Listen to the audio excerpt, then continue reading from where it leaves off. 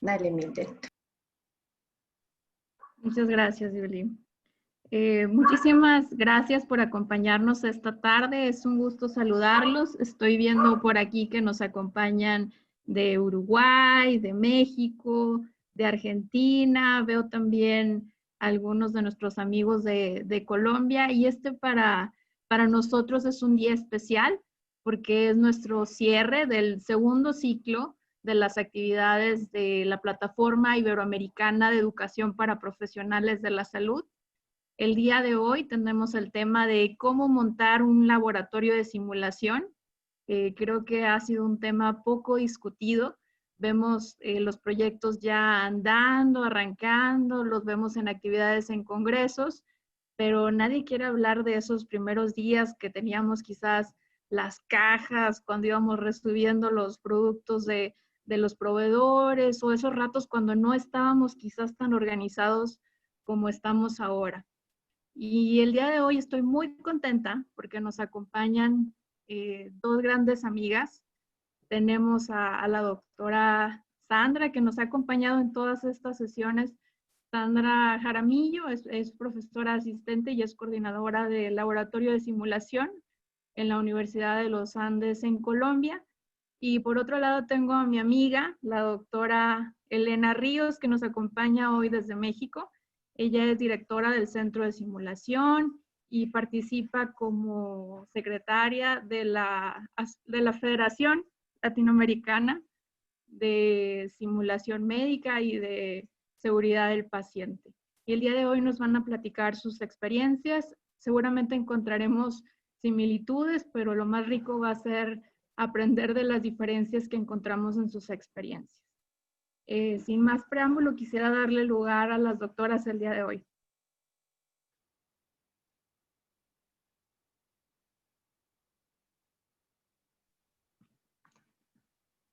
Bueno, buenas tardes a todos. Muchísimas gracias por la invitación. Gracias a Mildred y al equipo coordinador de estas actividades y de estas tardes tan ricas que nos hacen de repente pues retomar con otro tipo de conciencia situacional lo que hacemos y lo que tanto amamos en la educación. Y bueno, en este caso nos toca a Sandra, colega en este terreno, y a una servidora hablarles de cómo montar un centro de simulación clínica. Entonces, si me permiten, voy a compartirles mi pantalla y mi presentación. Ahí me dicen con un dedito arriba si se ve bien. Pues bueno, es un tema complicado, es muy rico, es muy apasionante, y ahí le digo a Mildred que qué bárbaros porque me dieron 20 minutos para un tema que pues pudiera ser de 2 o 3 horas, pero voy a tratar de ser breve. Hace ratito hablábamos con Sandra, voy a darles un poquito más la parte conceptual, o un poquito más la estructura de cómo algunos tips de cómo poder hacer más fácil este montaje o este proyecto que a lo mejor a algunos de ustedes se les ha encomendado. Y pues bueno, es compartir la experiencia. Como bien menciona Mildred, pues ahorita me toca también estar en un puesto en la mesa directiva de FLASIC, que es la Federación Latinoamericana de Simulación Clínica y Seguridad del Paciente. Algunos de los tips que yo les voy a compartir aquí están referenciados en un ebook que está en la página web de FLASIC. Y pues bueno, todas sus órdenes en el TEC de Monterrey, y al ratito les comparto mi información. Para los que a lo mejor no están tan familiarizados con esta estrategia, bueno, la simulación es eso, es una estrategia de aprendizaje y de enseñanza también que replica o amplía o anticipa algunas situaciones reales a las que el alumno se va a exponer eventualmente a través de una experiencia guiada. Son espacios de aprendizaje, las áreas de simulación seguras y controladas, seguras pues tanto para el participante como para el docente, como para eventualmente ese paciente que va a ver ese alumno, ¿no? Donde se puede practicar cualquier tipo de práctica o de competencia, no nada más técnicas o propias de la disciplina, sino pueden ser también competencias no técnicas. Y dicho de otro modo, pues se puede hacer cualquier actividad en cualquier material, equipo, espacio, mientras no ubique o no implique un paciente real. Primero que todo, tenemos que tener bien claros cuáles van a ser los objetivos de nuestro centro, pero aquí les quisiera comentar que quizá va un poquito de la mano el objetivo con la fusión del centro. Mis públicos usuarios, ¿cuáles van a ser? Si yo tengo bien claro a quién voy a servir, a quién le voy a dar estos servicios de simulación, un servicio académico, entonces puedo estipular bien mis objetivos. Por ejemplo, nosotros tenemos 4 funciones en nuestro centro. Uno es la propiamente academia, o sea, la práctica académica con simulación, ya sea para pregrado de medicina y de otras carreras. Hay que pensar aquí pues con la mente muy abierta a todas las disciplinas. Hay que fomentar siempre la multidisciplina, o de posgrado o de ambas, ¿verdad? Hay instituciones que tienen un centro específico para uno y para otro. Hay algunas que tenemos el centro compartido para pre y posgrado. Capacitación continua, bueno, esta es la capacitación o el entrenamiento continuo a nuestro talento interno, en este caso, pues a nuestras enfermeras, a nuestros docentes, a nuestros técnicos médicos, a los clínicos de nuestros hospitales en convenios. Formación continua o extensión, que es propiamente hacer cursos hacia afuera, o sea, es tener la capacidad de hacer cursos, digamos, de venta, propiamente de simulación, de habilidades quirúrgicas, colaborar con un colegio de especialistas a la realización de un examen de consejo, una certificación, etc. Y por último, pero no menos importante, la investigación y la innovación educativa, que significa pues generar lo que se les ocurra, innovaciones educativas, papers, proyectos, patentes, simuladores propiamente, etc. Entonces, si yo tengo claro esas funciones para mi centro, entonces tendré claro cómo irlo construyendo o cómo puedo montarlo entonces. Ahí están algunas imágenes de las 4 funciones que les dije. Académica, en este caso con alumnos de pregrado, también tenemos posgrados. Capacitación continua a nuestro personal multidisciplinario. Ahí en la foto que vemos hasta la esquina superior derecha tenemos psicólogos, profesores de diferentes especialidades, enfermeras, en un curso de actualización. Abajo tenemos una imagen de un curso de extensión y por último tenemos pues algo de investigación educativa. La mezcla perfecta, colegas, para hacer un buen centro o para planificarlo o diseñarlo de mejor manera, pues si empezáramos desde cero, ¿verdad? Si tuviéramos esta oportunidad de iniciar desde el principio, desde los cimientos, desde las raíces, el centro, porque a la minoría nos ha tocado, y a lo mejor ahorita Sandra nos comparte su experiencia. En mi caso fue distinto. A mí me asignaron la tarea de retomar el centro de simulación. Antes había sido visualizado con otro enfoque, más bien de habilidades quirúrgicas propiamente, y después cuando empieza mucho el boom de la simulación como técnica o como experiencia pues de enseñanza, pues entonces se retoma el proyecto, ¿no? Entonces, lo ideal sería tener expertos en simulación, personas que sepan, que hayan vivido ya simulación, que tengan la experiencia de diseñar y de implementar prácticas, expertos clínicos que finalmente van a ser pues los profesores, van a ser los docentes o los instructores que van a ser pues los portavoces o los portadores de esas prácticas y llevarlas a cabo con los usuarios finales que serían nuestros alumnos o nuestros pues aprendices, etc. Arquitectos de espacios de enseñanza o arquitectos de espacios clínicos o ambos, idealmente arquitectos con experiencia en centros de simulación. No todos los arquitectos que han hecho grandes hospitales pueden traspolar las ideas a un entorno educativo. Y esto es bien importante. Aquí mucho se habla de que, pues, esto es un hospital virtual, es algo creado. Acuérdense que el término virtual es creado, ¿no? Hecho, pero no es real. Entonces, no todo va a ser exactamente igual en un hospital. Entonces, aquí hay que cuidar ese aspecto de enseñanza y decirle al arquitecto, y digo arquitecto por decir una carrera, porque son ingenieros y otro equipo grande de diseño, pero cómo traspolas esos conocimientos y experiencias que tienen de las áreas clínicas reales a unas áreas que van a ser pues de enseñanza y entrenamiento. Este sería el plan de diseño y propiamente la planeación de ese centro o de ese montaje futuro. Y le vamos a agregar una cosita más que sería después la integración del equipo de trabajo. Eso ya va a ser para la gestión y la operación propiamente de nuestro centro cuando se eche a volar. Aquí hago hincapié en algo, colegas, bien importante. El que va a liderar el proyecto de simulación o los que idealmente debieran tomar la batuta en las decisiones, en las opiniones, en las sugerencias al resto del equipo, van a ser ustedes como expertos en simulación y expertos en docencia. Es una situación a veces un poco incómoda que el equipo propiamente arquitectónico, pues ellos son expertos en los metros cuadrados y en la infraestructura, ¿verdad? Pero tú eres el experto en la enseñanza y en la técnica y en los aspectos clínicos. Entonces, pues si yo le digo que quiero aquí unas tomas eléctricas porque voy a poner un ventilador o algo y él me dice que no, pues, entonces ahí ustedes son los que van a llevar el liderazgo de cómo quieren diseñar y planificar.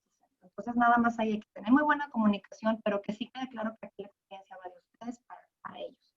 Si tenemos esta mezcla o esta combinación de factores, pudiéramos llegar a tener un centro planeado, diseñado y montado pues exitosamente.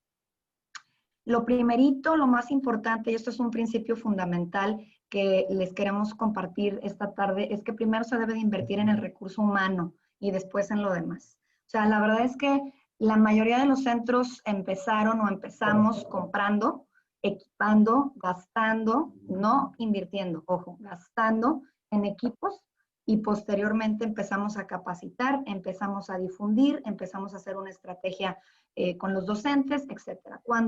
Entonces pasaron años en los que los equipos a lo mejor estaban guardados, a lo mejor los equipos seguían en cajas, o de repente no sabíamos para qué se usaba lo que habíamos comprado, o no teníamos ya cómo acoplarlo a nuestro currículum, a nuestra malla curricular. Entonces hay que tener aquí cuidado y hay que ser bien concienzudos en que primero tenemos que poner el ojo y el alma en el recurso humano, después en todo lo demás. Y aquí, bueno, vamos a dividirlo en los responsables propiamente del centro y el resto del equipo que serían los docentes y los instructores. 4 aspectos bien importantes a considerar van a ser estos, colegas. Recursos humanos, como ya menciono, siempre es el factor principal, número 1 en esto. Los espacios, el equipamiento y la infraestructura. Ojo, porque espacios no es lo mismo que infraestructura. Y ahorita vamos a ver muy bien algunos detalles que quiero compartirles.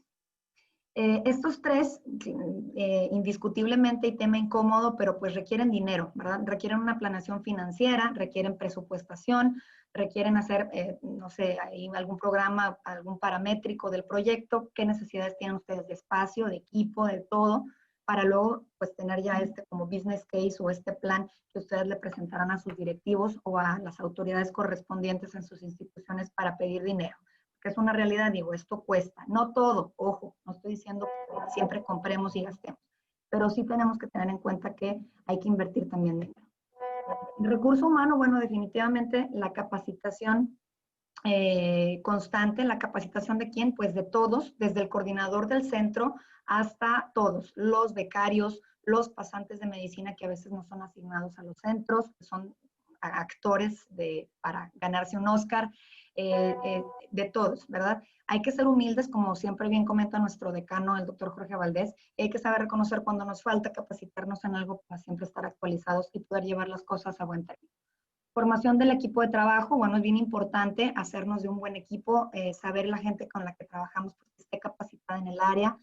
Cuando vamos a realizar alguna contratación, pues ser muy cauteloso en la experiencia que tenga esta persona, etcétera, ¿no? ¿Cómo vamos a hacer este equipo de trabajo? Pues habrá un director, una cabeza, un coordinador, habrá un ingeniero de soporte, habrá técnicos, ayudantes, habrá a lo mejor un cuerpo docente contratado por el centro de simulación. Eso sería ideal, no todos los centros tenemos esa facilidad, etcétera. Distribución de tareas y roles, cuando tenemos un equipo bien estructurado, pues definitivamente se pueden delegar tareas y el trabajo es más sencillo para todos.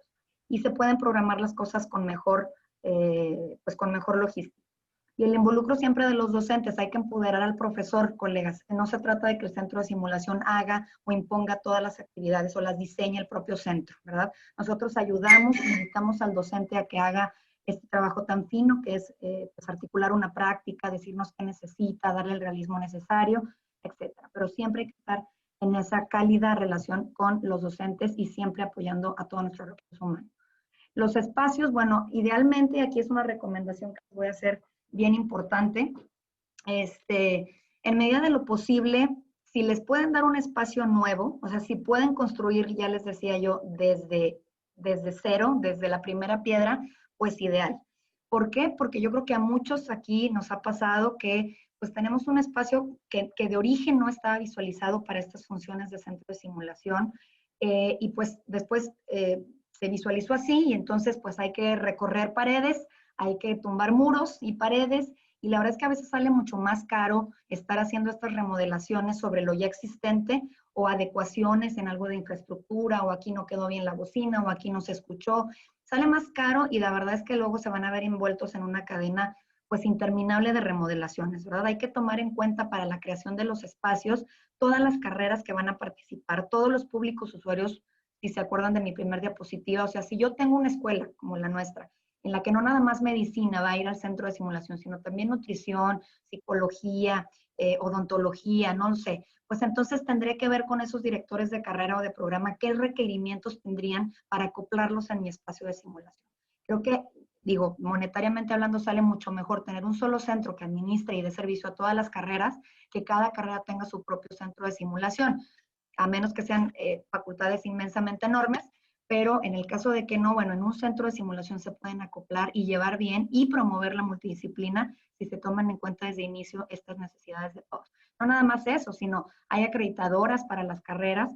Luego llega la acreditación y resulta que no tienes un espacio o un cubículo de una práctica que la acreditadora te pide, ¿no? Entonces, pues hay que echarle un poquito para atrás. Las normas técnicas, las NOMS, los reglamentos de alguna institución o algunas directrices legales o normativas de los países, pues también tienen que ser tomadas en cuenta para la creación de espacios adecuados.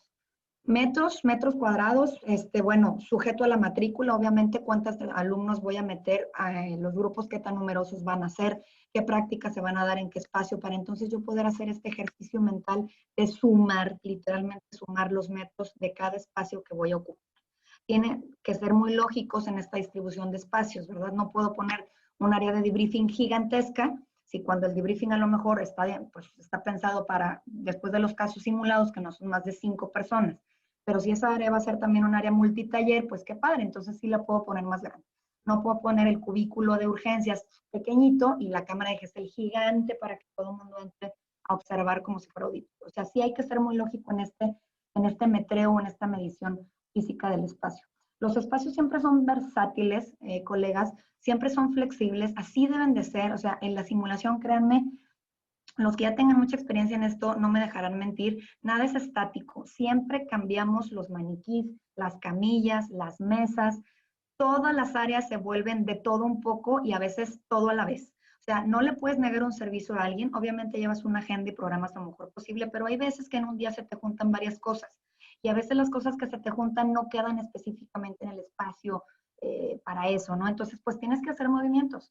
Entonces, pues o puedes poner paredes como mamparas, corredizas, o puedes tener varios espacios pequeños para las prácticas, o un espacio multitaller, etcétera. Entonces, pues siempre, ese es un tip bien importante, espacios flexibles, versátiles, dinámicos.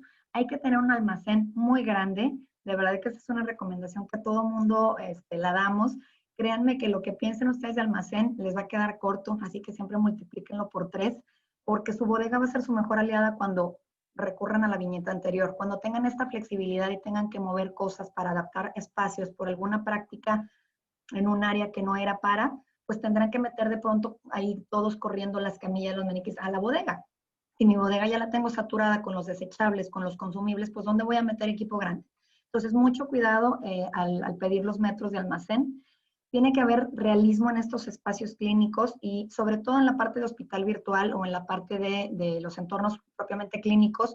El realismo es esto que le da pues la escenografía, la ambientación al espacio de enseñanza para que el alumno se sitúe en una realidad mucho mejor. Toda esta parte, por ejemplo, de decorar, de poner a lo mejor alguna cenefa o de poner ciertos colores o algunas infografías, pues le da mucho mejor realismo a los espacios para que también lo considere. Espacios para debriefing, 1 o 2 o 3 aulas para esto o espacios, sería ideal. Cámaras de GESEL. Recuerden que son bien importantes para poder estar observando sin sentirse observados, aunque lo saben los alumnos, individuales para cada espacio de enseñanza, sobre todo donde va a haber evaluación. Esta es así rápidamente nada más una distribución de los espacios, cómo sumamos esos metros. Las partes más importantes del centro, pues desde mi experiencia, son áreas de destrezas o de taller, área de multiprácticas o cubículos pequeños para diversos trainers, consultorios, estoy pensando en los OSCIs, área de hospital virtual, que ya sería como el área donde tenemos lo de alta tecnología y alta fidelidad, áreas de debriefing, almacén ya les decía, y espacios generales como oficinas, pasillos, áreas de lockers, etc. Estas son algunas áreas de nuestro centro, la mayoría de ellas, les digo, tienen total versatilidad. Para los que no conozcan la clasificación de los simuladores, bueno, ahí la tenemos, y hay algunos autores que dicen otros tipos de equipamiento, pero en pocas palabras sería baja, muy anatómicos, mediana, algo anatómico, pero ya tiene cierto software muy sencillo, alta, prácticamente son los robots y las cuestiones de realidad virtual, Paciente simulado son actores, son personas, pueden ser nuestros pasantes o alguien que nos ayude. Simulación híbrida, cuando se combina más de uno de estos aspectos.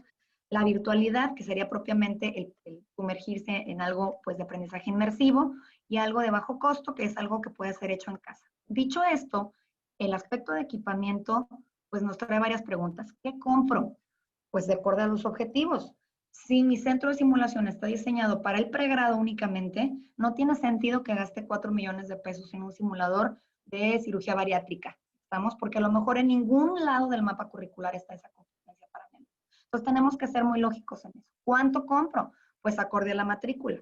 ¿De cuántos son mis generaciones? ¿De cuántos van a ser los grupos y subgrupos que van a ir al centro de simulación? Pues conforme a eso tendré que ir comprando. A veces no es necesario comprar cosas muy caras o muy grandes. A veces es mejor comprar varias cosas pequeñas, por así decirlo, porque lo pequeño significa taller, significa un poco más de manualidad, y eso yo puedo tener una práctica pues más masiva que a lo mejor un robot donde a lo mejor van a estar interviniéndolo 3 o 4 alumnos, ¿verdad?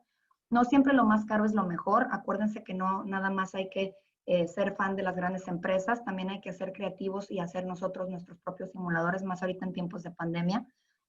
Aliarse con áreas hospitalarias, sobre todo el área de biomédica. A veces hay algunos equipos que ya están obsoletos o que tienen alguna falla que es reparable, y pues ahí pudiéramos ahorrarnos algo de dinero. Y por último, la infraestructura. Bueno, hay normas, reglamentos que se tienen que seguir, que habrá expertos que nos aconsejen, ahora sí, los arquitectos, los ingenieros de diseño. Metros cuadrados, ya decíamos, con la lógica académica de cuánto alumnado voy a meter. Pisos, bueno, voy a meter biológicos, pues tiene que ser a lo mejor un área con piso, con pintura epóxica, superficies no porosas, electricidad, iluminación, clima, etcétera. Seguridad de accesos, necesito una puerta o dos, pues depende en qué área del edificio de la escuela esté mi centro, o si va a ser un centro en un edificio único, pues puedo a lo mejor tener más accesos. La lógica, los sistemas de audiovisual, les aconsejo que sean sencillos y amigables. Luego gastamos mucho dinero en softwares muy especializados y luego no puedes ni bajar el video rápidamente para poder verlo. Ahí está algo de infraestructura. Miren, por ejemplo, tomas de gases pueden ser simuladas, no tienen que gastar millones en un ramal de gases real. Pantallas, iluminación real contra artificial, marcaje ahora en el piso en estos tiempos de pandemia, cómo muevo el mobiliario, cómo hago esta señaléctica. Ya en la operación propiamente, pues siempre tenemos que tener en cuenta que lo que diseñamos para el montaje tenemos que llevarlo a cabo en la implementación. Alguien nos va a auditar, alguien nos va a pedir cuentas eventualmente de lo que hicimos. Por eso siempre tenemos que registrar, tenemos que utilizar los equipos y siempre registrar quién lo usó, para qué prácticas, qué profesores son los usuarios más asiduos de ese equipo, eventos, capacitaciones, etcétera. Porque si esto lo registramos, podemos caer en el siguiente punto de manera adecuada. Podemos ser buenos amigos de nuestros financieros o de nuestros administradores. Por último, los recursos materiales. Tenemos que tener un buen sistema de inventarios, revisiones periódicas, tecnologías de información siempre es un gran aliado de la simulación. Y bueno, algunos rápidamente en este par de minutos que me queda, algunos errores y mitos. Los centros de simulación solo sirven para las prácticas de tareas o destrezas, pues mentira, ¿verdad? ¿Requiere gasto excesivo? Ya vimos ahorita rápidamente la clasificación que les mostré que no. Digo, si a mí yo tengo pasantes, pues con ellos voy a hacer simulación y no gasto. O si yo con una fruta hago alguna simulación quirúrgica, no estoy gastando. ¿Solo personal certificado puede hacer simulación? No. Ya vimos que también nosotros podemos capacitarlos de manera interna. Comprar antes de planificar, eso sí es un error garrafal. Comprar solo las grandes empresas, pues también es un error. No hay que invertir tanto si no sabemos o no tenemos claro el objetivo de nuestro centro. Tomar un espacio ya existente, les decía y les repito, lo ideal es empezar en un espacio 100% nuevo. Diseñar actividades para todos y imponerlas. Aquí de lo que se trata es hacer trabajo en equipo y colegiar con los colegas y no capacitar constantemente. Ahí están algunas recomendaciones. Pues visitar centros, si podemos en el país, en otros países, comparar qué ha funcionado bien, planificar tomando en cuenta las necesidades antes de invertir, tratar de obtener equipos más baratos o de reuso, ver qué podemos hacer en casa, echar mano del paciente simulado, que siempre es un recurso gratuito de alguna forma. Y pues por último les recuerdo que está varios infográficos y manuales de manera gratuita, no tienen que ser socios, en nuestra página de FLASIC, donde está, por ejemplo, algunas cosas que ahorita les compartí en cómo construir un centro de simulación. Pues bueno, espero que esta información muy fugaz les haya sido pues de buen uso, que les venga bien, y cualquier cosa pues estoy a sus órdenes. Ese es mi correo y muchísimas gracias. Muchísimas gracias, Elena. Quisiera dar lugar a Sandra y al final empezamos con la interacción con el público. Muchas gracias.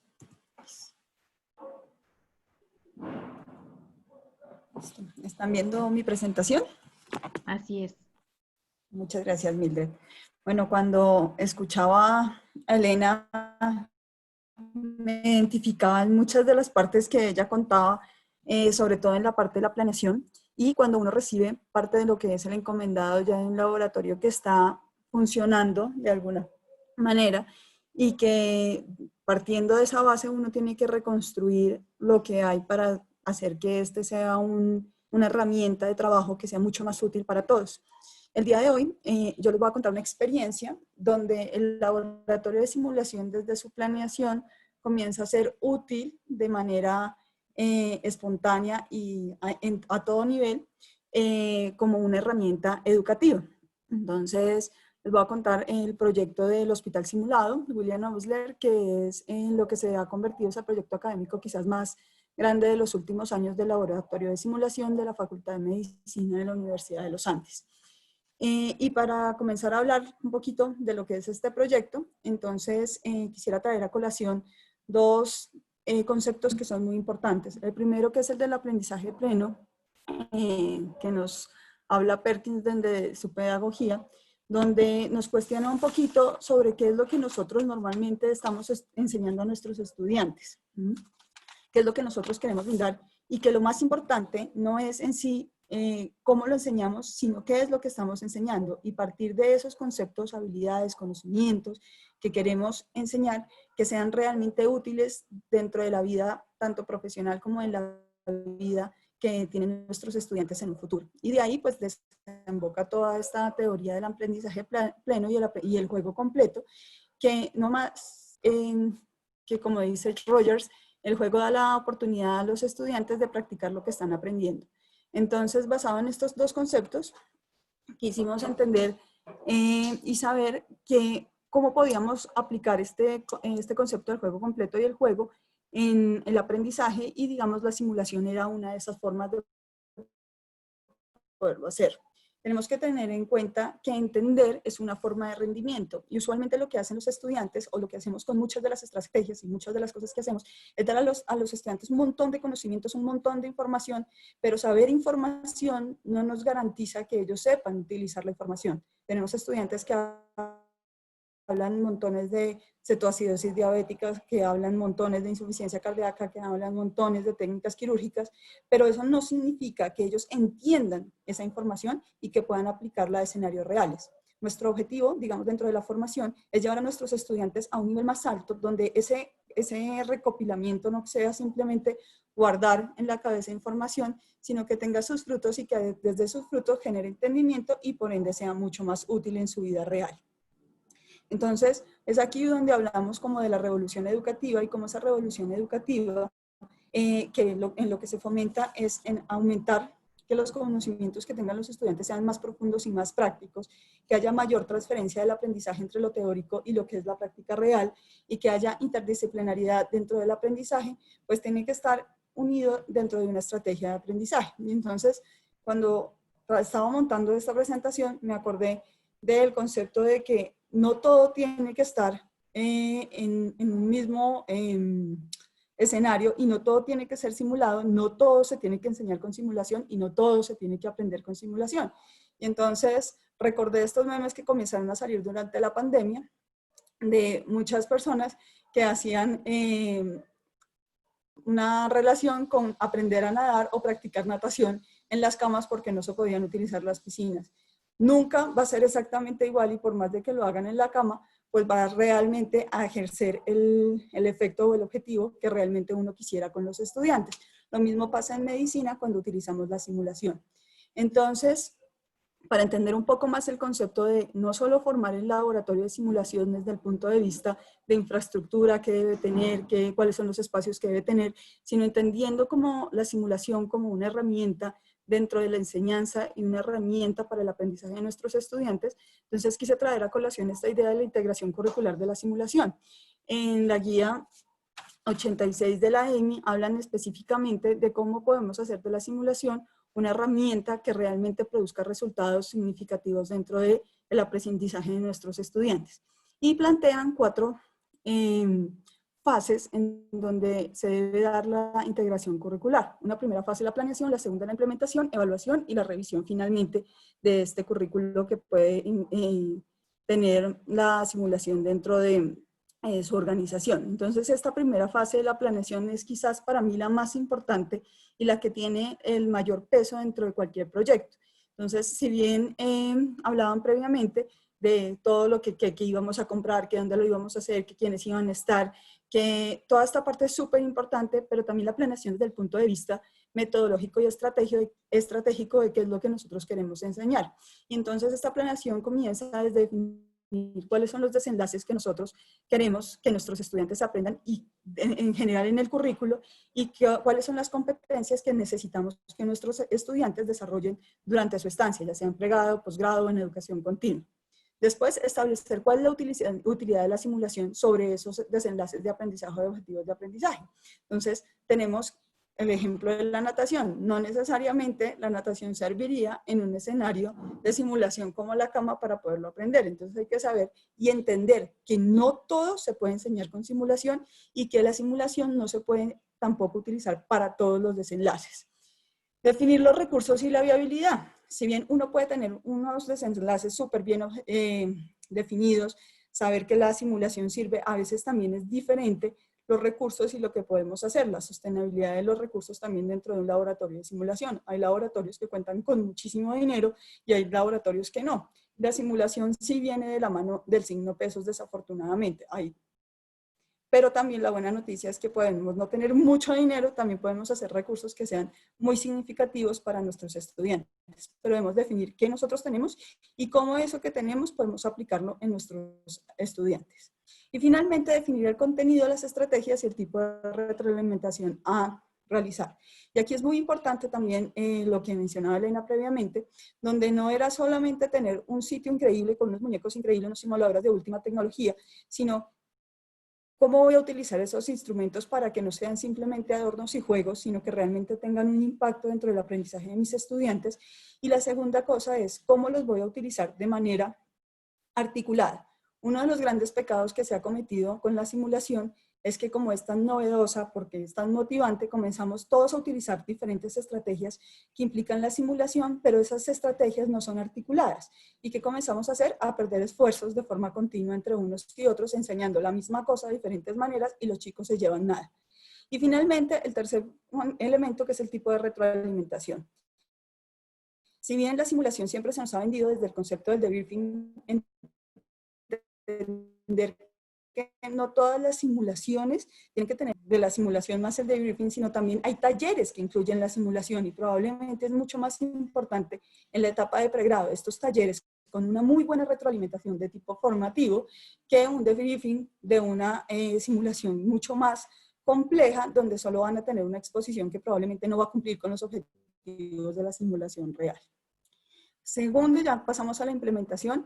Esta parte es súper difícil, uno se imagina todo, trabaja un montón en la planeación y cuando comienza ya a volverlo realidad, comienza a darse cuenta que puede tener ciertas dificultades que no estaban planeadas, que en la acción uno comienza a ver cosas que no funcionan como uno quisiera o que funcionan de forma diferente para bien. Entonces, esta parte de la implementación y pilotaje es súper importante. Y luego vienen dos partes que creo que son las que tienen mayor ganancia, que es la evaluación y la revisión continua, en donde vemos qué de lo que hemos hecho funciona, qué no funciona, y comenzamos a hacer todo nuestro plan de mejora continua. Entonces, teniendo en cuenta lo que les acabo de contar, estas 4 fases, es lo que vamos a hablar en el proceso de aplicación del Hospital Simulado William Omsler, tratando de crear este proyecto como un proyecto académico que respondiera a las necesidades del aprendizaje significativo y que el laboratorio de simulación no fuera simplemente ese sitio donde iban personas a practicar cosas, a hacer talleres o a hacer divertida una clase, sino que tuviera un componente mucho más grande desde el punto de vista pedagógico. Entonces, basados en la teoría del Mastery Learning, que tiene pues varios principios, sin embargo resalto estos 4, que es establecer el mínimo de dominio de los estudiantes, que va muy relacionado con el programa para, en nuestro caso, de competencias y actividades profesionales esenciales. La evaluación, tener diferentes niveles de dificultad y un nivel de dificultad creciente dentro del aprendizaje. La práctica deliberada con dificultad variable y que tuviese pruebas formativas. Dentro del entrenamiento nosotros quisimos hacer un proyecto que fuera complejo, en donde intervinieran todas las especialidades clínicas y que lo hicieran no de forma aislada, sino de manera articulada. Entonces, bajo esto, entonces nace el proyecto del Hospital William Osler, que nace en pandemia. Entonces, digamos que nosotros teníamos nuestro laboratorio de simulación, lo utilizaban en general todas las especialidades, tenían talleres, tenían clases, tenían actividades en donde generaban diferentes tipos de aprendizajes utilizando la simulación. En algunos había, en otros no había debriefing, pero realmente no había como una articulación entre todas estas actividades, ni podríamos decir que fuera un currículo basado en simulación. Entonces, teniendo en cuenta que ya teníamos un currículo que estaba definido por competencias y cuáles eran las cosas que los chicos deberían aprender, y que teníamos que volver, y los hospitales en este momento, en general, como les debe pasar a muchos de ustedes, tenían las plazas limitadas para los estudiantes, teníamos menos contacto con pacientes, la cantidad de pacientes y encuentros clínicos se veía reducida. Entonces creamos una estrategia para tratar que el laboratorio de simulación no reemplazara, pero sí generara una nueva respuesta para que los estudiantes siguiesen aprendiendo en un entorno clínico lo más parecido al real. Entonces, en este proceso, entonces teníamos como 3 premisas o 3 objetivos principales en donde como queríamos crear nuestro hospital simulado, que era un hospital que se basara en el aprendizaje experiencial, en el aprender haciendo, no en el aprender observando ni viendo. Y aquí era una de las cosas que me pareció muy interesante en este proceso, y es que nosotros en general cuando comenzamos a construirlo comencé a darme cuenta que muchas de las rotaciones que pasaban en los hospitales estaban centradas en los docentes, casi en un 100%, y que los estudiantes lo que iban a hacer era ver lo que sus docentes hacían en sus escenarios reales, pero en pocas oportunidades realmente los estudiantes hacían. Entonces realmente tenían pocos espacios donde ellos se sentaban a atender a los pacientes, a hablar con los pacientes, a examinar a los pacientes, pero sí veían mucho lo que sus docentes hacían. Y así transcurrían muchas de las rotaciones. No digo todas, pero sí un porcentaje importante, sobre todo de lo que eran las subespecialidades. Entonces nosotros queríamos cambiar este concepto y que el estudiante no aprendiera observando, sino que aprendiera haciendo.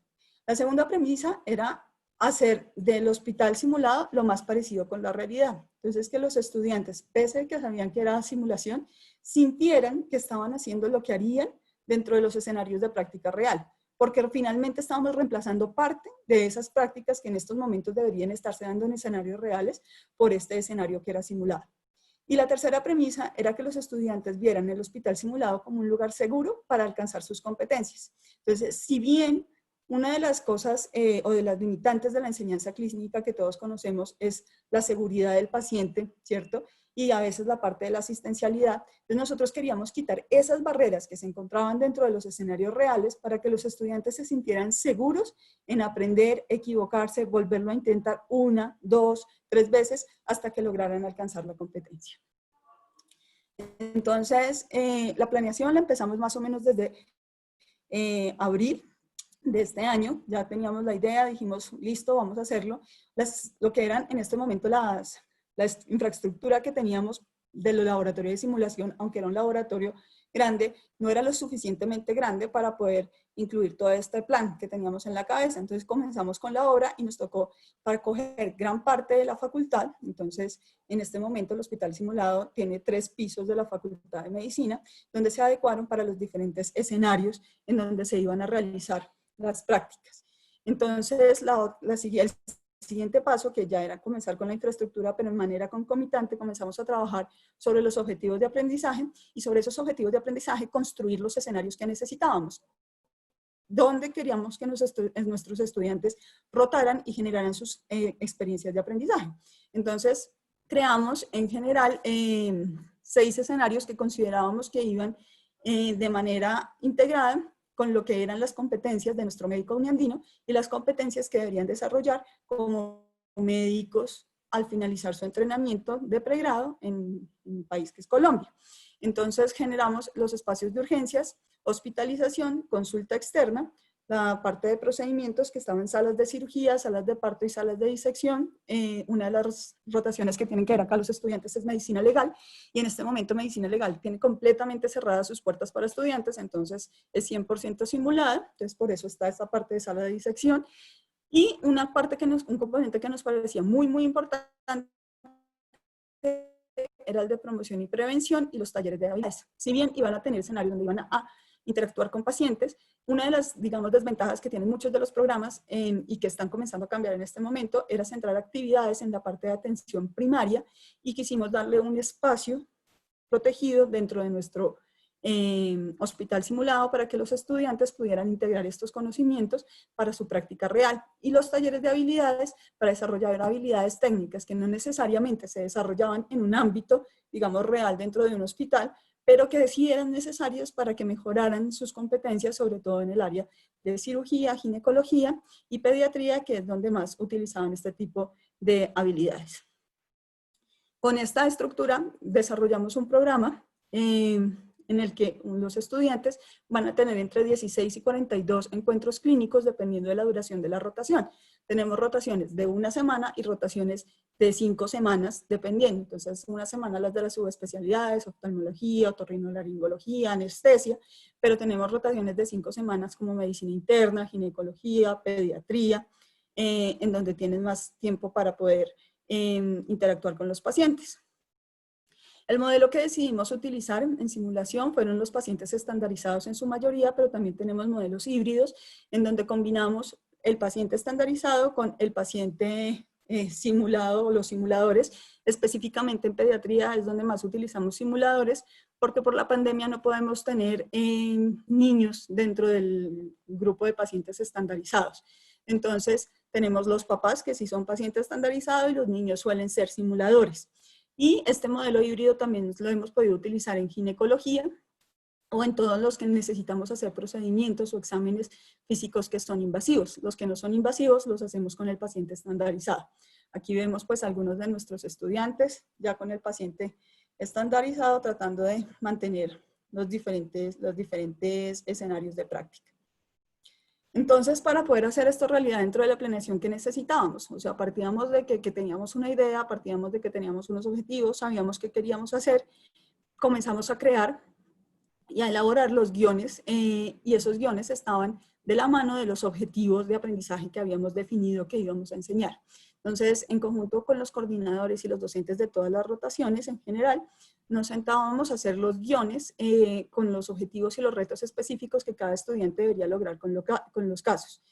Después de esto, se definieron en total más o menos 350 patologías o casos o encuentros que se iban a realizar dentro del hospital simulado, que están divididos en las diferentes especialidades, y sobre eso se comenzaron a trabajar los guiones de paciente estandarizado. Iniciamos el entrenamiento adicional con actores y el entrenamiento con docentes, porque esto era una experiencia nueva pues para la mayoría de personas. Ya teníamos algunos actores estandarizados en algunas materias como en habilidades de comunicación, pero nunca lo habíamos hecho para paciente estandarizado en otros escenarios. Entonces iniciamos el entrenamiento, tenemos un grupo de 30 actores que son los que nos colaboran dentro del día a día, y el entrenamiento también a docentes no solo pues para utilizar el paciente estandarizado, sino también para aprender a entrenar a los actores y para hacer los guiones. Y a los estudiantes pues también se les dieron algunos pequeños lineamientos para que pudieran aprovechar más su hospital simulado. Ya después de 5 meses de toda la planeación, y obviamente comprar las cosas necesarias, iniciar todo el proceso de remodelación del hospital simulado, pudimos abrir el hospital el 7 de septiembre. Para la implementación hicimos una primera parte que fue el pilotaje la primera semana, en donde ese pilotaje lo hicimos con, no la totalidad, pero sí con algunas de las rotaciones más grandes. Comenzamos con pediatría, con ginecología, con cirugía, que fueron con las que iniciamos el proyecto. Y mirábamos cómo funcionaban los casos, cómo funcionaba el día a día, porque era diferente que uno venga a un taller de simulación, que lo tiene en un saloncito, lo tiene organizado y pues solo esa es la única actividad, a cuando tienes en una mañana o una tarde 32 escenarios andando al mismo tiempo con la dinámica de un hospital, en donde entran, salen, vuelven, entran, salen, miran, piden exámenes, se les dan exámenes, el examen físico, que el simulador, que no entra, que...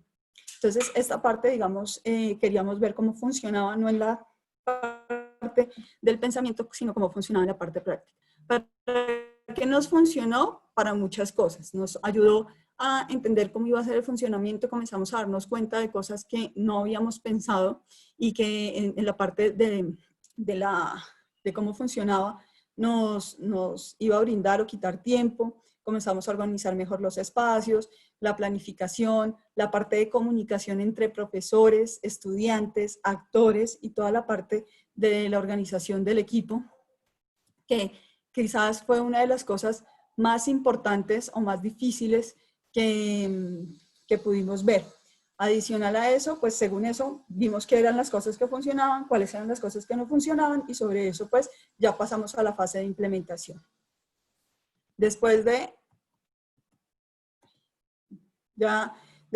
esto, pues teníamos 12 especialidades interactuando de manera simultánea entre mañana y tarde. Lo que nosotros hicimos fue unos semestres los tenemos en la mañana, otros semestres los tenemos en la tarde. Esto tratando de mantener el aforo máximo del 25% de la Facultad de Medicina, que no puede ser superado por términos del coronavirus. Todos están, como hay contacto estrecho, tienen todo su equipo de bioseguridad para mantener este contacto estrecho de forma segura. Toda la parte de lavado de manos, alcohol glicemiado, en todas estas cosas que ustedes ya conocen. Y comenzamos el reto de iniciar el aprendizaje experiencial supervisado. Y teníamos adicional a esto otro gran reto, que era el aprendizaje remoto. Por la pandemia, muchos de nuestros estudiantes, de nuestros docentes y también algunos de nuestros actores no podían asistir al campus. Entonces tenemos adicional al hospital simulado que funciona de manera continua, tenemos un hospital, digamos, el hospital simulado funciona con estudiantes remotos y quizás este ha sido uno de los retos más grandes que hemos tenido que solventar durante la apertura del hospital simulado. Entonces, lo que hicimos fue comenzar a montar salas y canales de transmisión donde los estudiantes, aquí podemos ver, acá está el estudiante remoto, trabajan de forma colaborativa con los estudiantes que están dentro del hospital simulado, toman las revistas de manera conjunta. Aquí tenemos a un docente que está de manera remota, acá tenemos estudiante con docente y también tenemos otra modalidad que es la teleconsulta, o tenemos la telesimulación.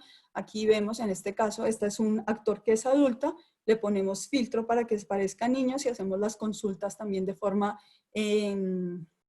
la consulta o telesimulación para que tenga mayor realidad y también los chicos que están externos puedan tener la posibilidad de mantener esta experiencia del hospital simulado y continuar su aprendizaje.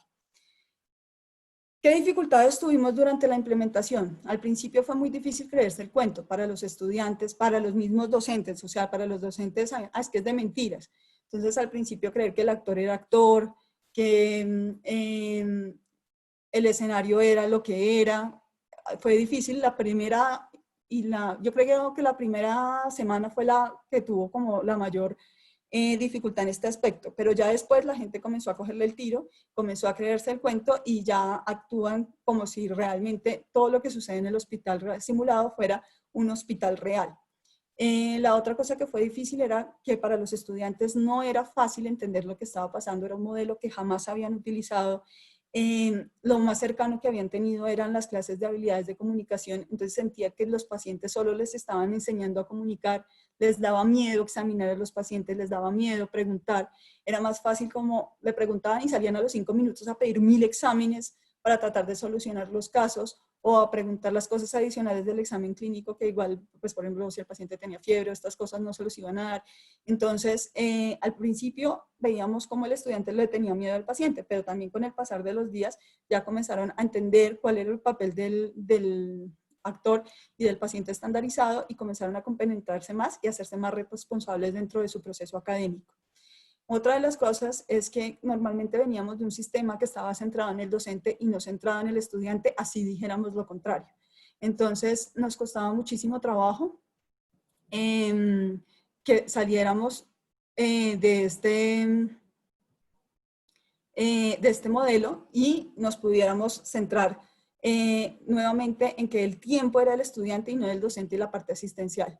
Se evidenció también mucho el desconocimiento de los estudiantes. Esto que yo les decía, que son compiladores de información, pero entendían poco la información, entonces no eran capaces de aplicarla en escenarios reales. Y el individuo, pues versus la comunidad, entender que mi rotación no era la única rotación, que yo no era el único docente, que yo no era el único estudiante. Me parece que fue más difícil para los docentes incluirse dentro del modelo que para los mismos estudiantes.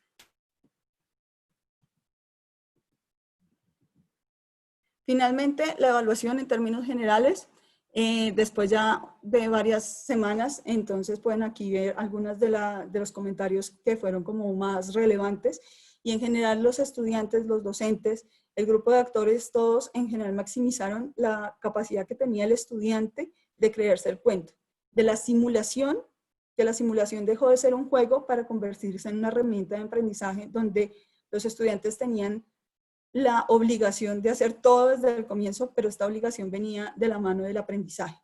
Entonces, en general, pues todos se han sentido con un grado de satisfacción alto. Obviamente hemos tenido que mejorar cosas, he tenido que cambiar algunos elementos, pero en general la experiencia ha sido muy satisfactoria al punto que el hospital simulado se queda para ser integrado dentro del currículo no solo en pandemia, sino en otros momentos de la carrera más adelante. Pues ¿qué hemos aprendido? Que con este proyecto, que si no hay una alineación entre los objetivos de aprendizaje y las actividades con que uno enseña, se pierde todo el sentido de la simulación. La simulación no es un juego y para que tenga significado tiene que tener una alineación curricular. Para cada competencia o cada habilidad hay una manera diferente de enseñar. Hay que entender y aplicarla cuando sea necesario. No hay recetas de cocina para enseñar para nadie y cada escenario es único y como tal debe ser diseñado, ejecutado y transformado. Y finalmente, la inclusión de la simulación en un currículo sí es posible y solo si se ve como un medio y no como un fin. Muchísimas gracias. Muchas gracias, Sandra. También muchas gracias, Elena. Un par de preguntas rápidas que tengo por aquí en el chat que nos han hecho llegar los participantes de la sesión. Uno es prioridades para capacitar al equipo que forma parte del centro de simulación.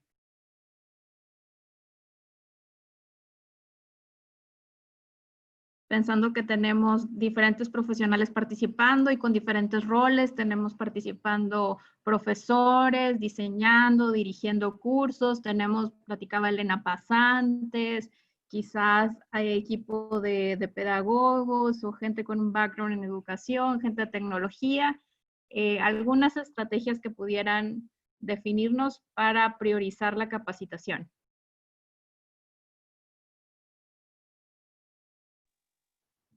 ¿Es para cualquiera de las dos, Mili, la pregunta? Sí. Pues, miren, lo que a mí, creo que aquí nos ha funcionado muy bien y tú no me dejarás mentir, Mildred, es que damos los cursos o las capacitaciones internas.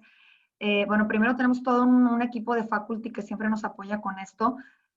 Lo difundimos con suficiente tiempo de anticipación para que la gente lo vea y demás, pero hacemos estos talleres siempre de manera multidisciplinaria, o sea, vienen todos, incluyendo pasantes a veces de las diversas, pues los que tenemos aquí en la escuela en vinculación, que luego son actores, que luego son nuestros pacientes simulados, y la capacitación es como muy general, o sea, los principios de la simulación, debriefing, estrategias de retroalimentación, les damos desde lo básico, o sea, cómo clasificar los simuladores propiamente. A veces los profesores de cualquier área, no nada más médicos, piensan que el simulador siempre es un robot, ¿verdad? O piensan que ellos van a estar programando y haciendo y moviéndole y haciendo todo y no, o sea, hay todo un equipo de trabajo aquí.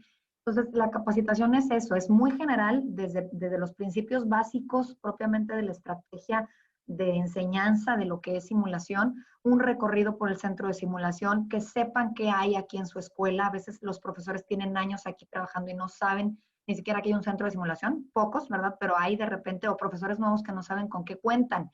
Entonces, estas son nuestras capacitaciones aquí, Mildred, eso priorizamos, enseñarles desde la técnica hasta cómo dar debriefing, que la verdad es una ciencia, ¿verdad? Pero lo tratemos de hacer muy compacto. Les compartimos formatos, los ayudamos a llenarlos, a hacer diseño de casos. Los cursos y capacitaciones son todos muy tipo taller, o sea, damos un poquito de teoría, 2, 3 ejemplos, pasamos videos y luego los ponemos a ellos a hacer los casos y a estar participando como si fueran alumnos. Entonces son talleres y capacitaciones muy vivenciales y muy genéricas para todos los docentes de todas las áreas. Esa sería mi recomendación y mi prioridad, o sea, capacitarlos desde abajo, desde el inicio, desde qué es simulación, antes de irnos a algo mucho más específico. Muchas gracias, Elena. Me pareció muy relevante destacar. Vamos a empezar con lo básico, quizás empezar, pues uno empieza a querer abarcar más, ¿no? Decir, quiero esta certificación internacional para mis 800 profesores, pero hay que empezar con lo básico. Tenemos algunos saludos y agradecimientos que disfrutaron mucho la sesión. Tenemos otra pregunta que dice, ¿qué porcentaje más o menos recomendarían de horas prácticas para simulación y cuántas imprescindible hacer en el hospital con pacientes reales? Bueno, aunque no hay, las horas para cada procedimiento o cada habilidad dependen de cada habilidad. Sin embargo, nosotros como estamos montándolo dentro del currículo, es más o menos 30% simulación, 70% práctica.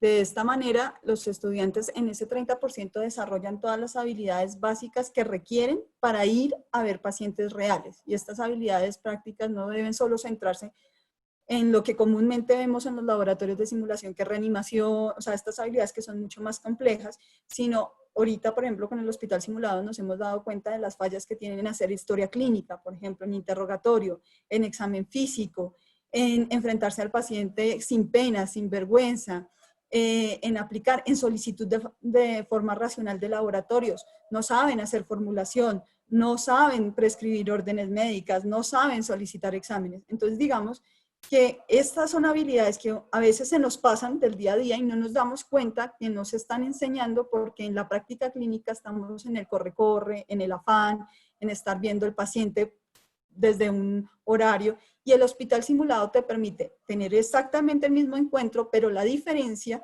es que te centras 100% en el estudiante, no te estás centrando en la parte asistencial. Entonces, creo que un 30%, 30-70 es un balance que te permite darle al estudiante esa seguridad de que aprenda todas estas cosas, pero que no se desprenda de la parte clínica. En este momento nosotros tenemos un porcentaje mayor por la pandemia, que tiene que ver con la cantidad de encuentros que pueden tener los hospitales reales, y estamos, yo creo que al revés, 70% simulado, 30% con paciente real, pero porque no hay pacientes, no es porque lo hayamos puesto de esta manera. Muchas gracias, Sandra. Yo creo que es una pregunta encadenada. ¿Qué regla usan para calcular cuánto personal se necesita en relación con los alumnos que se tienen?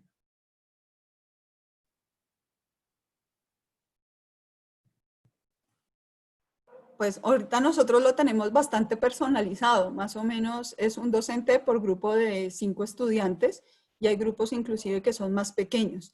Depende de la actividad que uno quiera hacer, depende si es un taller, depende si es una actividad de simulación compleja que vas a hacer de briefing, probablemente no es tan grande. Tenemos otras cosas que son, por ejemplo, los laboratorios de habilidades en simulación quirúrgica, donde ellos aprenden endotrainer, suturas, son grupos más grandes, pero tienen igual tiempos de retroalimentación individual que son amplios. Entonces depende mucho de cómo tú lo enmarques y cuál sea la actividad que estés montando. O sea, no es lo mismo una revista, ¿cierto?, que hacer un laboratorio o que hacer todo un escenario de simulación en reanimación, un escenario de trauma, donde requieres menos estudiantes y el instructor, esta relación. Entonces depende de la actividad que quieras hacer. Gracias, Sandra. Tenemos un par de preguntas que voy a tratar de integrarlas porque hablan del tema de evaluación. Una es, ¿cómo garantizamos que las habilidades que estamos desarrollando y evaluando en el centro de simulación son trasladables a un contexto real? Y la otra es que quizás en el centro nos enfocamos al desarrollo de destrezas y a retroalimentar ese desarrollo de destrezas. ¿Cómo podríamos hacer o trasladarlo a una evaluación más formativa?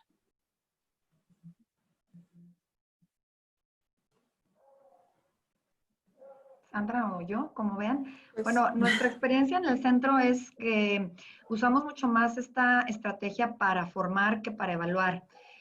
Mucho de lo que hacemos de evaluación es OSCE, son estos OSCEs o los ECOES, pero la mayoría, yo creo que el 95% de nuestra actividad aquí es formativa.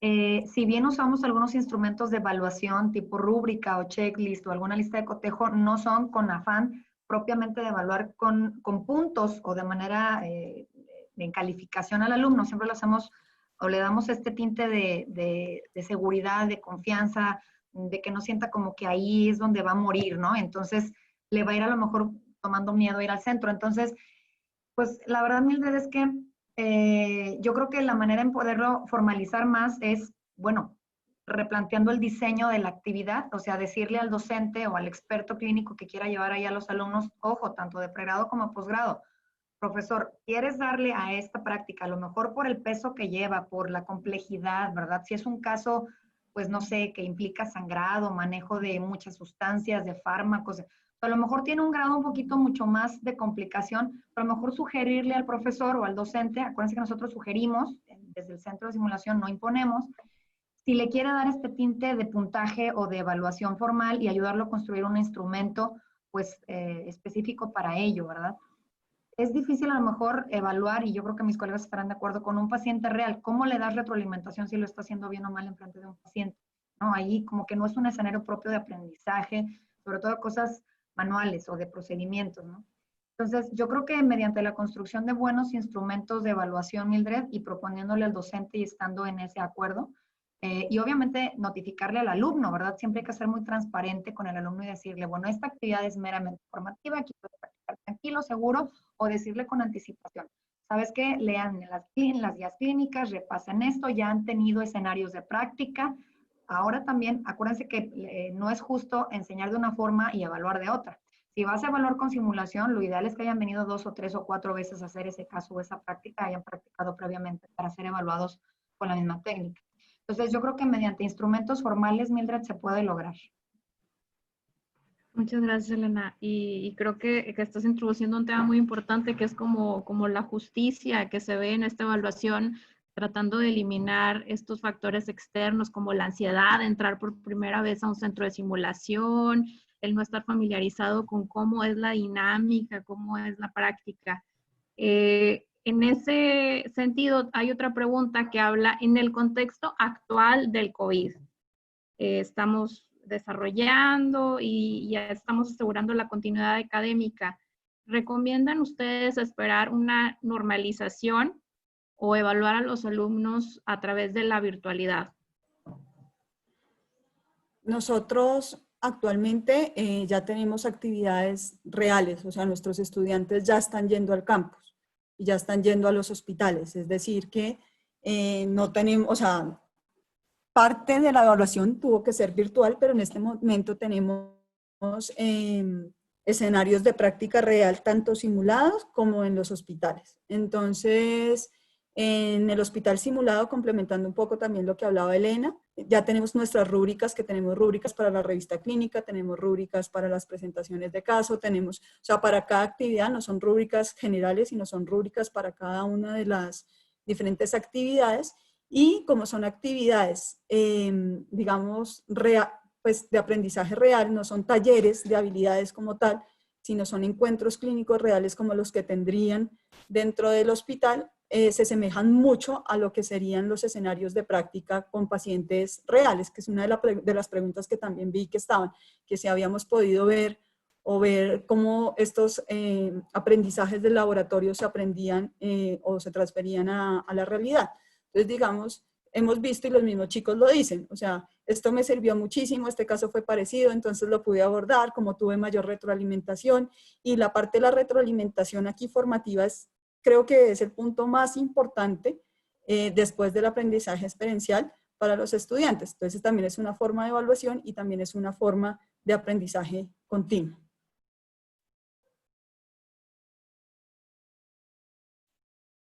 Muchas gracias.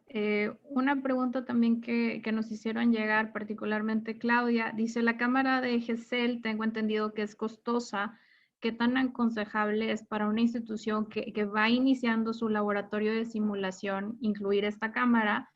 ¿Y cuándo o qué tanto se utilizaría?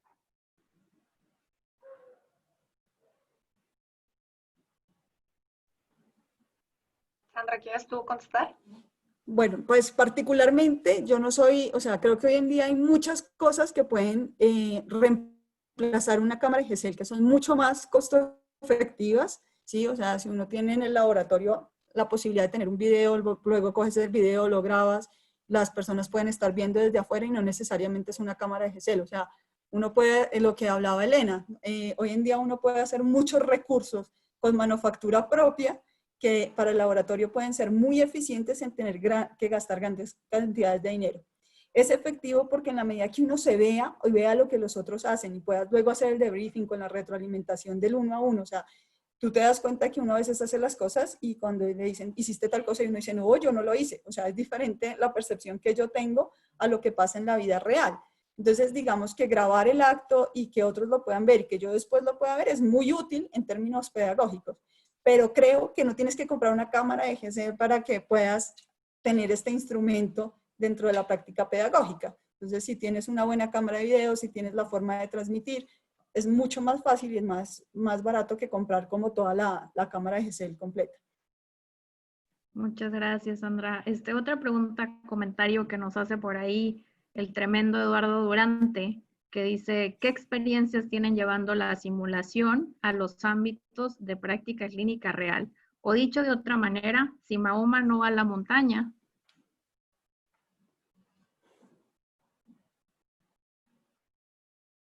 Bueno, pues el Hospital Simulado William Osler surgió tratando de responder la segunda parte de si Mahoma no va a la montaña, pues la montaña va a Mahoma.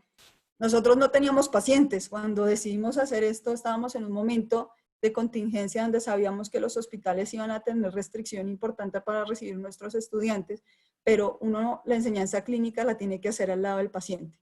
Entonces, ¿qué hicimos? Pues trasladar los pacientes a nuestros estudiantes en lugar de los estudiantes a los pacientes, y lo hicimos en el modelo del paciente estandarizado.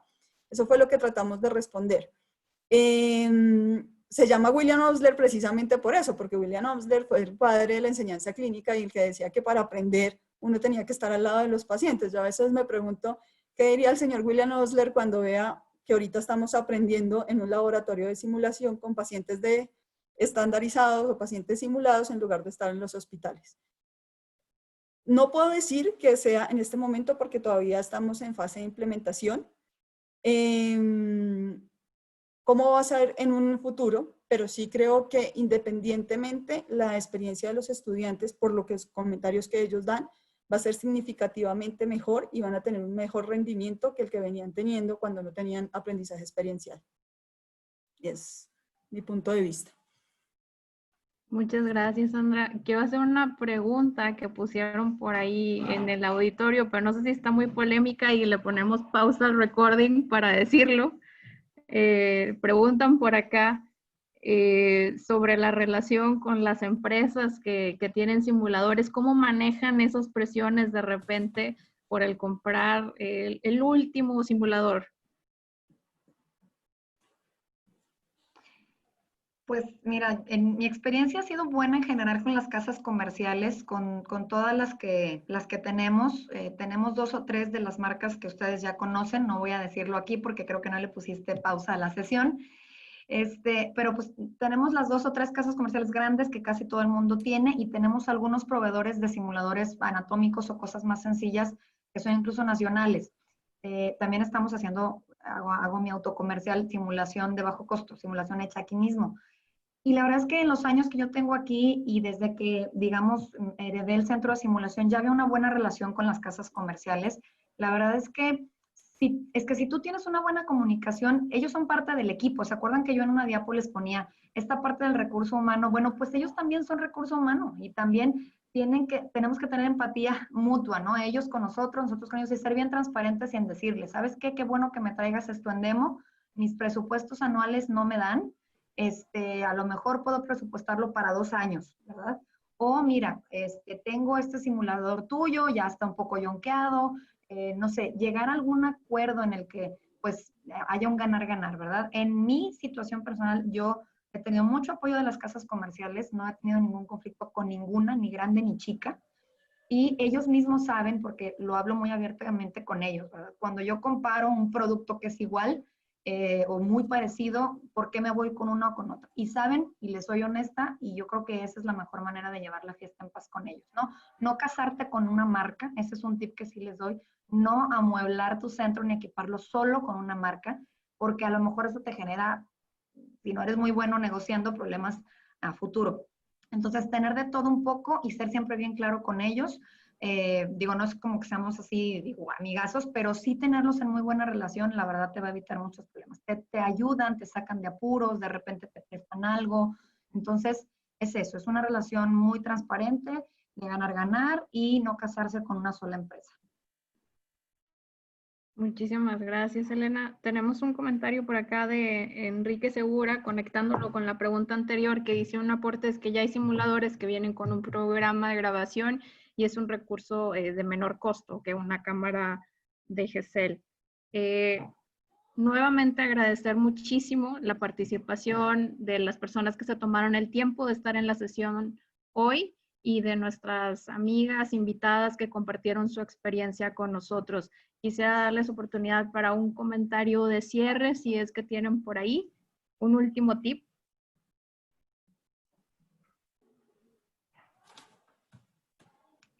Bueno, pues a lo mejor, así recapitulando bien rápido mi presentación, que yo sé que fue extensa y al final sentí como que me entró el acelere.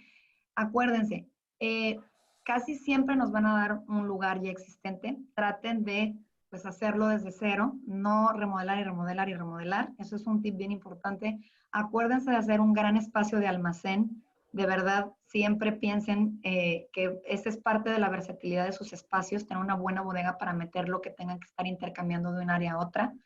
Siempre basarse en las necesidades y los requerimientos de todos sus programas que van a hacer sus usuarios, no imponer lo que a ustedes les guste, lo que ustedes ya vieron en un showroom. O sea, hay que colegiar esto, aquí no vamos a imponer. Tener mucha comunicación con el equipo de trabajo y obviamente pues va de la mano con esta, con la selección y la buena relación que tengamos con nuestro recurso humano. Entonces, es eso, nada más, ser humildes en lo que sabemos y a nuestros alcances y capacitarnos siempre y colegiar con otros colegas a nivel mundial de lo que puede venirnos bien. Muchísimas gracias. Gracias, Elena. Sandra. Bueno, para mí el consejo es como la simulación está a la mano de todos. Nosotros decidimos cómo simulamos, qué simulamos. Lo más importante es el trasfondo que tiene la simulación. No es el muñequito, no es el costo, no es qué tan grande sea el escenario. Uno de los laboratorios de simulación más importantes del mundo es un laboratorio chiquitico, ¿sí? Sino es lo que sucede en el laboratorio, es lo que realmente lo hace importante. Los que están empezando, los que les gustan la simulación, no les dé miedo empezar, por ejemplo, lo que decía Elena ahorita, hay muchos simuladores de bajo costo, ¿sí? O sea, aquí en mi casa me dicen que yo me volví recicladora porque yo voy mirando todo lo que hay, qué me sirve, cómo lo puedo utilizar, hay materiales que uno puede reproducir y que muchas veces tienen más significancia y son mucho más útiles para los estudiantes que los simuladores que son de mucho costo. Lo más importante no es con qué, sino lo que hay detrás de eso. ¿Cuáles son sus objetivos de aprendizaje? ¿Qué es lo que yo quiero lograr con eso? ¿Para qué estoy utilizando la simulación? Y entre más se parezca a lo que los estudiantes hacen en la vida real, más significado va a tener. Pero eso no lo hace que sean gigantes. Muchísimas gracias, Sandra. Nuevamente, muchísimas gracias, Elena, y a todos los que nos acompañaron en esta sesión y en las sesiones previas en las últimas 4 semanas. Queremos invitarlos y recordarles nuestra página, que es eumedica.uniandes.edu.co. La acabo de poner en el chat, donde pueden consultar esta y las sesiones previas. Cerramos oficialmente este segundo ciclo de presentaciones y los invitamos a revisar la convocatoria del tercer ciclo para que nos acompañen ahora del otro lado de la pantalla como ponentes. Muchísimas gracias y que pasen una excelente tarde. Gracias, mucho gusto, hasta luego. Bye.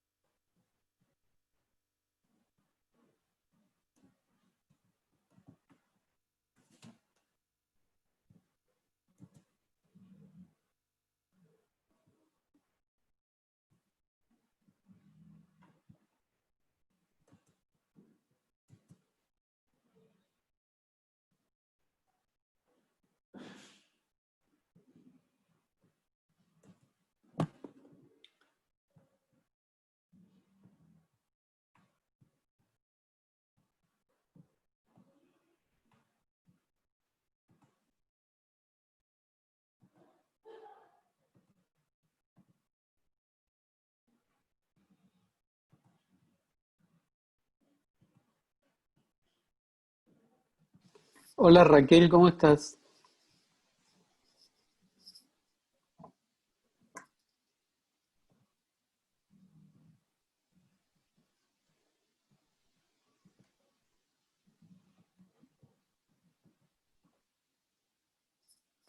La sacaron del mapa, Ya. Raquel.